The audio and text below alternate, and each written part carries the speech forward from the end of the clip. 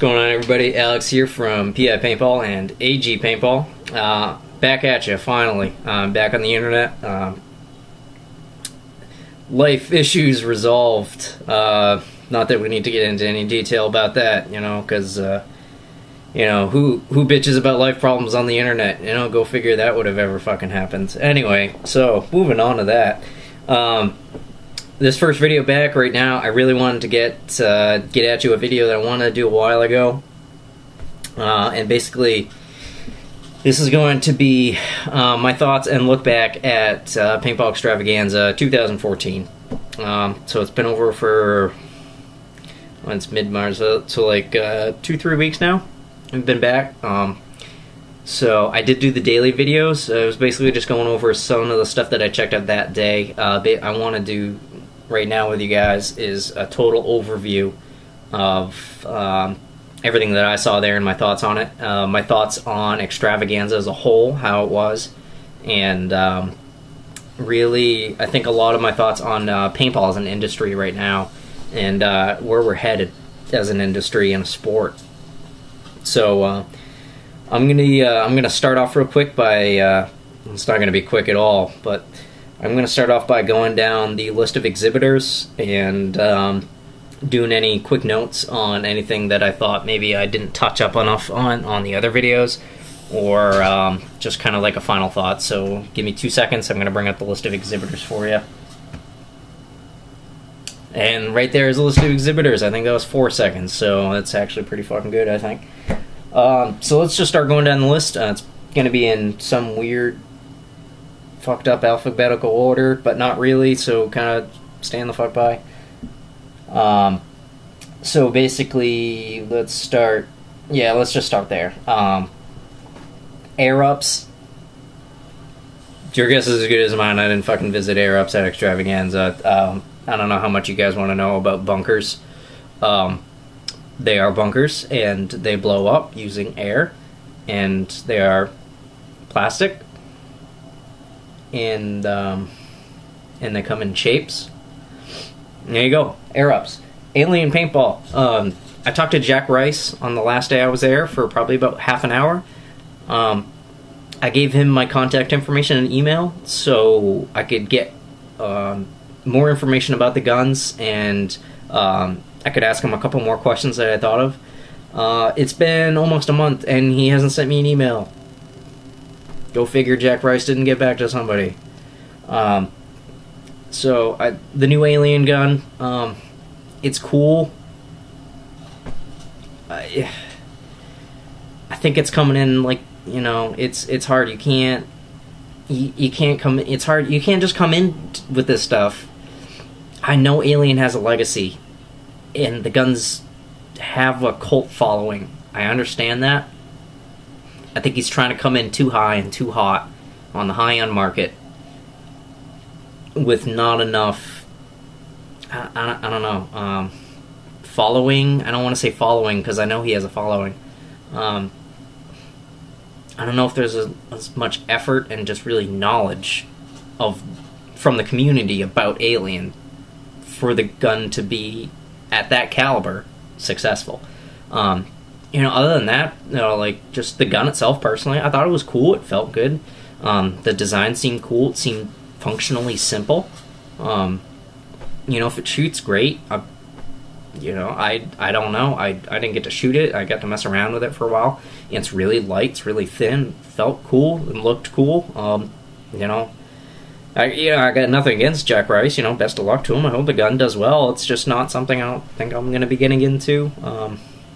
You know, if I hear more information about it in the future and I come across one, maybe I'll do a video on it. But that's all I'll get for now, because we got to keep moving on with this. Kush Nation Armory.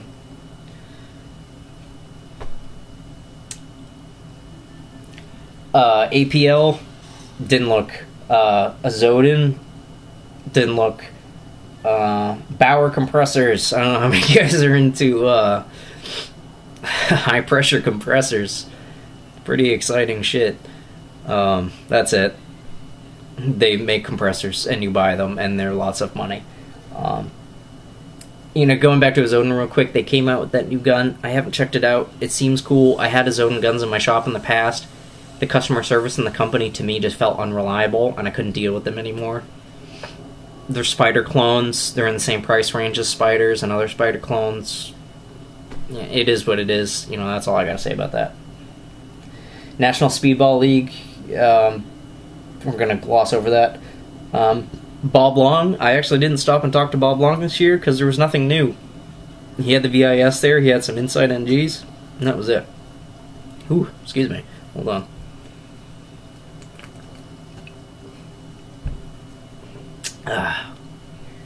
So yeah, I didn't talk to Bob Long at all. I didn't see the point, honestly. He just had more of the same that he had last year. Cossio Insurance. They're an insurance company. Dangerous Power. I still haven't talked to him in 2 years after I went to Extravaganza 2 years ago. I asked them if they fixed the solenoid problem, and he said no. And that was the end of that, and I haven't talked to him since. Dye. You know, you saw all the stuff from Dye. You saw the DM14. I don't think I really have to go into Dye. They have all kinds of cool new stuff. I got my new Dye hat. Just came in. We got a big Dye order. That was weird. You know, I can gloss over Dye. Not a big deal. Easy Bookings 1, 2, 3. Empire Battle Tested. They had the different colored Defenders there. That was cool. The new colors. And then that was about it for BT itself. Empire was big this year. They had, you know, the new limited edition Axe colors. They had the mini GS, whole new gun. They had, you know, colors, new colors for the Vanquish. Those were cool. I got some of those coming to my shop. Xbox is like beeping at me. You know, they had the new Pro Flexes. They had the new Flex bottoms. They had the new lenses. Really cool. But you know, you saw all the pictures. I covered that already. I'm gonna start xipping over these because it's a really fucking long list, and just hit something if I think I missed it when I was at Extravaganza. Exalt didn't have anything new. They had a lot of new colors of stuff. I got a huge Exalt order coming in. It's already here. I'm going to the shop to unpack it tomorrow. So if there's anything cool, maybe I'll throw up some pictures or something like that. Let's see. GI didn't have anything. GOG has those 2 new Freak barrels. Not available for purchase yet. It's a fully carbon fibered Freak. And some kind of one-piece linear... It's like a one-piece Freak barrel. So it's like a linear barrel, basically, from the old Smart Parts linear barrels, the one pieces, that take Freak inserts. Kind of cool. Gorilla Air, I stood in... So Gorilla Air and Tiberius are the same company. I stood in their booth on at least 3 occasions for 10 to 15 minutes, and no one came over to talk to me. Whatever. Moving on. HK Army, that was... Don't even give me... Like, you know, no offense if you're a fan of HK Army stuff. Everything they had there is a joke. I think the whole thing is a joke. It's not my deal. I don't get it. They make terrible fucking products. Except for maybe the shoes. I don't... The mask is horrible. It doesn't even look done. I don't understand how people are excited about this. One, I don't think it looks good, personally. 2, it's not done. They had one there, and they were bitching about people touching it. So, I don't know. Moving on. Hammerhead, Imprint, Inception Designs. So Simon Stevens, I never got to talk to him. He was so busy. But I threw up pictures of the axe bodies. Excuse me. Threw up pictures of the axe bodies and the Pico hopper thing, like the short hopper, like for pumps, but with halo internals. And the cocker bodies, the axe bodies looked really cool. My only concern with that is it's a $250 axe body, so you get an axe. Because like if I brought those bodies into my shop to display them properly, I would want to take an axe I have and put that body on it. So I'd build an axe with it, you know, to display it properly, or else people would just be like, oh, body. Like, you can't get the right feeling of how it actually looks, you know. So I'd build it. Now you have a bone stock axe. Body looks cool, but it's bone stock. A one-piece 12-inch barrel on a $710 gun. Think about that for a second. That's all I have on the subject. They're $250. They're wicked cool. I don't think they're $250 cool. Sorry. Incom J4 Torque. J4 Torque is almost out. I have one. It's coming. As soon as I get it in, I will do a video on it immediately. I will shoot it. I will go over it. I will do everything. I'm really excited about getting this gun. As soon as they come out, I'm getting one. I've had one on pre-order for a long time. So as soon as I know, you'll know. JT had some new color 2.0 FX gear. Obviously the Impulse is JT, even though it's still not big in like the news and still not a popular thing. I don't get it because it's a phenomenal gun. I'd shoot the JT Impulse right now, the new one, the JT one, not the Smart Parts 09, which is also a fantastic gun, by the way. But I would shoot this JT Impulse over any Ego. Period. That's me personally. And I love Planet Eclipse. I love Egos. I shot an Ego 7 for a very long time. I loved it. I shot an SL66 for years. I loved it. I would shoot that JT Impulse over any Ego, hands down. That's just me. Splatmaster, Key Action Sports is Empire JT and all that kind of jargon. There's really nothing else I'm seeing that I saw that was exciting at all. So basically, I'm just going to end this section with hitting up Key Action Sports. And I think the biggest and best thing I saw at Paintball Extravaganza that everybody missed is the new low-velocity paintball that's coming out, that Key did. It's basically a spider gun, but slightly smaller. It's 50 caliber. It looks like a regular paintball gun. It has a slightly smaller hopper, but it still holds, like, I think 350 rounds. And it comes with those little 13 cubic inch compressed air tanks. And it shoots the 50 cal. And the velocity is cranked way down. So it's low velocity paintball. I think they were thinking the velocity was going to be at like 250. I'm kind of hoping maybe more around 220, because we're going to bring this into our field. So this is my biggest thing, I think, which again, I think this is the coolest thing about what I saw at Extravaganza. This is not just another Splatmaster. I think the part of the problem of people looking at this is they're looking at it the wrong way. They're looking at it as a step. They're looking at it like this. They're looking at Splatmaster, the low velocity paintball. They're looking at it as steps to work into paintball. I think that's the wrong way to look at it. I think you look at this as a whole nother branch of paintball, right? So, it's just not, it's not something that it's only for 10-year-olds, which is why it's not called junior paintball, because that significantly reduces the age bracket and your target audience that's going to be using this. You can't say like junior paintball or something like that, because then everybody's going to think it's for little kids or something. But if you say low impact or low velocity paintball, it still says paintball, but it doesn't physically say paintball without the pain. But in, subconsciously, like, subliminal advertising, all, like CIA, like, it says paintball without the pain, without physically saying it. People, it's an understanding that you have. So basically it ties into this analogy that I'm going to use, which I'm totally can't copyright because I didn't get this from myself. I got it from somebody else. But it made the most sense. And it definitely makes sense when I'm trying to explain it to somebody in my head. This analogy makes the most sense to me. So basically, like, if I were to invite any of you guys over to my house and said, hey, come over to my house, let's, you come over and we'll play some football, okay? Come over, just play some football.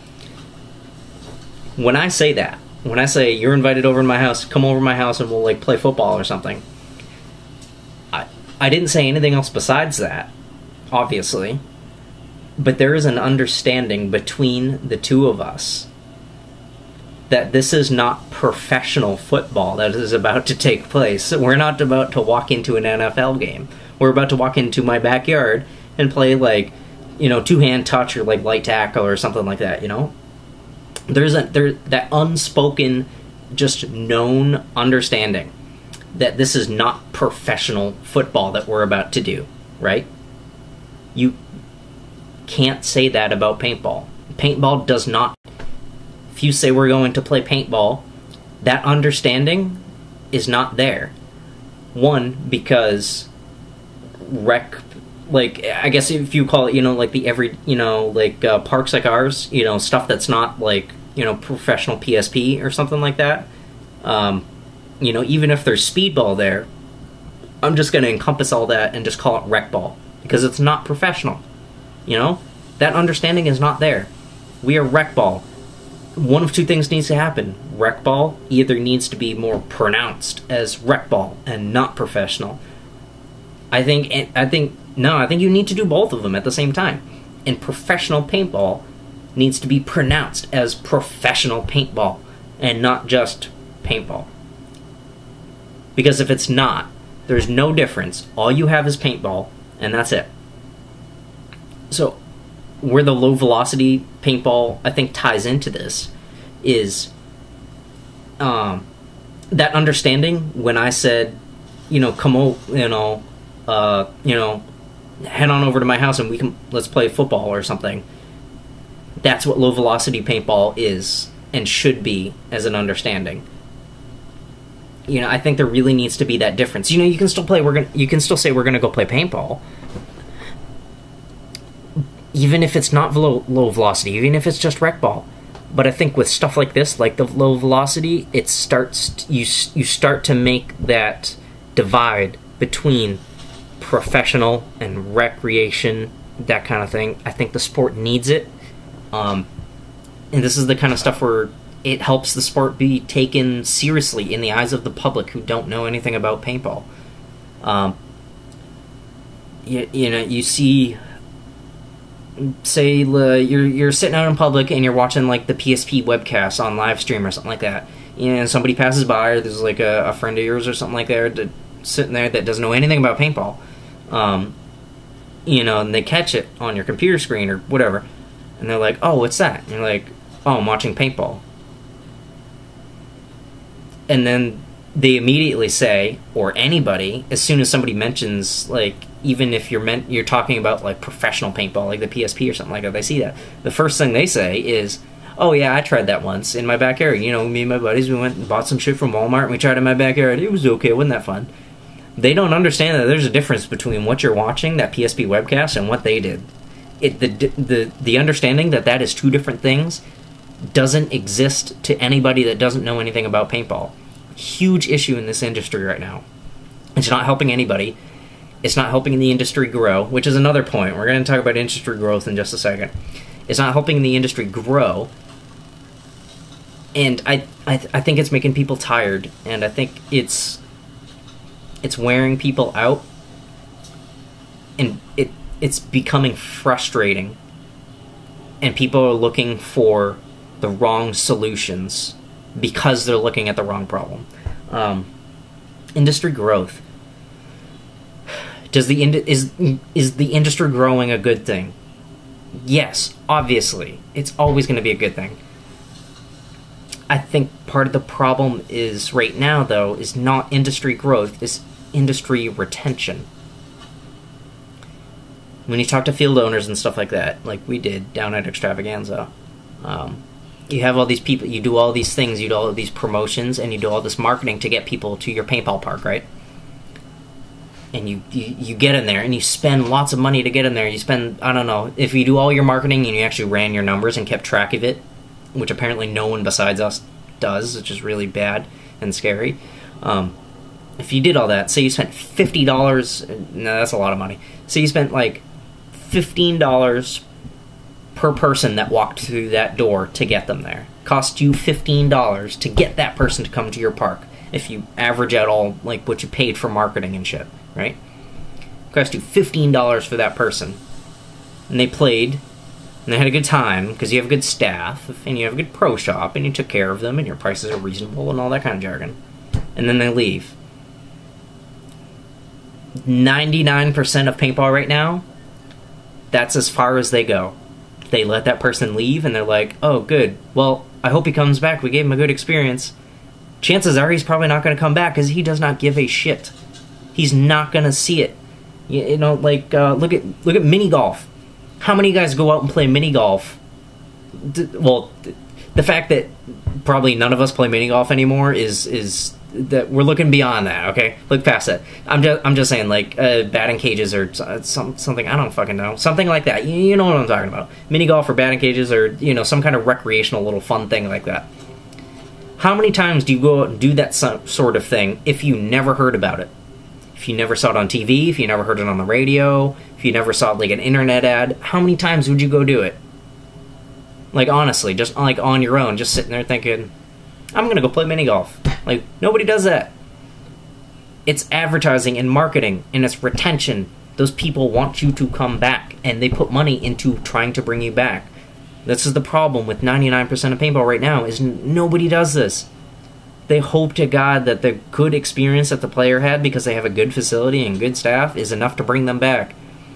No, it's not. Especially if this is a first-time person. You are just like a mini golf course. Not all the way, but you know what I'm talking about. You're just like a mini golf course. There's no, like, oh, that was cool once. You know, like, there's no reason for them to come back. You need to give them a reason. You need to have retention. People need to focus on customer retention. It's a huge problem in paintball right now, and it needs to be solved. And I think that needs to be solved before you try and get more people into it. The people are already there. You just think there's no more. You just think you have all the people because everybody that already came to your park came once and stopped coming, and now you're just getting bad numbers during the day and stuff, and you're having less and less people come because now they're only coming once. You think you've tapped out the market and you need to get new people into paintball. This is totally BS. You need to get people that are already there to come back. So that's my rant about it anyway. You know, so I think that covers... I tried to string that as best I could with low-velocity paintball. I think low-velocity paintball is something that you can do like that, where you can get out and be like, you know, they come out and have a good time. And it's for everybody. It's for all ages and stuff like that. And it's more of a casual thing, you know. It doesn't have to be super hardcore in the woods, and you're getting shot by something going 198 miles an hour, and it fucking hurts. And you're like, man, fuck this. And it costs a shit ton of money and all that kind of garbage.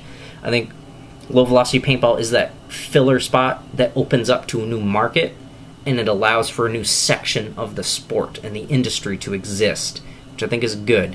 And I think, obviously, on all levels, on Splatmaster, on low-velocity paintball, and regular paintball, that customer retention has to be addressed.